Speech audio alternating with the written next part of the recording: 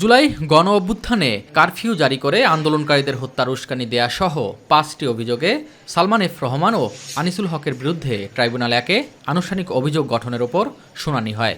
মঙ্গলবার আনিসুল হক ও সালমান এফ রহমানের অব্যাহতি চেয়ে শুনানি করেন আসামিপক্ষের আইনজীবী মনসুরুল হক চৌধুরী।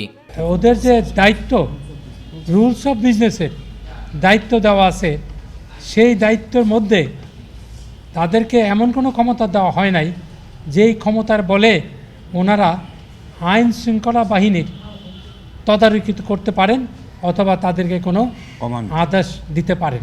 চিফ প্রসিকিউটর তাজুল ইসলাম জানান, জুলাই গণ অভ্যুত্থান দমন ও ছাত্র জনতাকে হত্যার ঘটনার পরিকল্পনায় আসামিদের ফোনালাপ উল্লেখযোগ্য ভূমিকা রেখেছে।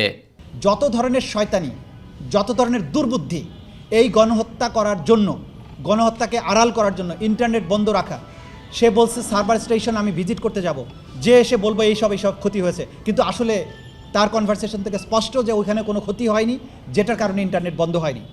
এই দুজনের কথোপকথন এবং অন্যান্য সামগ্রিক সাক্ষ্য প্রমাণিত থেকে স্পষ্ট যে এই দুজনের সরকারের ডিসিশন মেকিংয়ে তাদের উল্লেখযোগ্য ভূমিকা ছিল। এই গণহত্যা কারফিউ দিয়ে মানুষকে নিশ্চিহ্ন করে দেওয়ার যে পরিকল্পনার সাথে তারা জড়িত ছিলেন, তারা ইনসাইট করেছেন, অ্যাবেট করেছেন, প্ল্যান করেছেন এবং সেগুলোর এক্সিকিউশনের ব্যাপারে কাজ করেছেন। এই মামলার আনুষ্ঠানিক অভিযোগ গঠনের উপর আদেশের দিন 12 জানুয়ারি ধার্য করা হয়।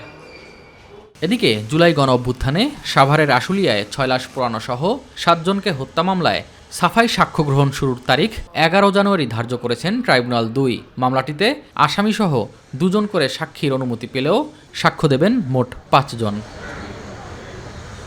এস এম আরিফ, মাই টিভি, ঢাকা।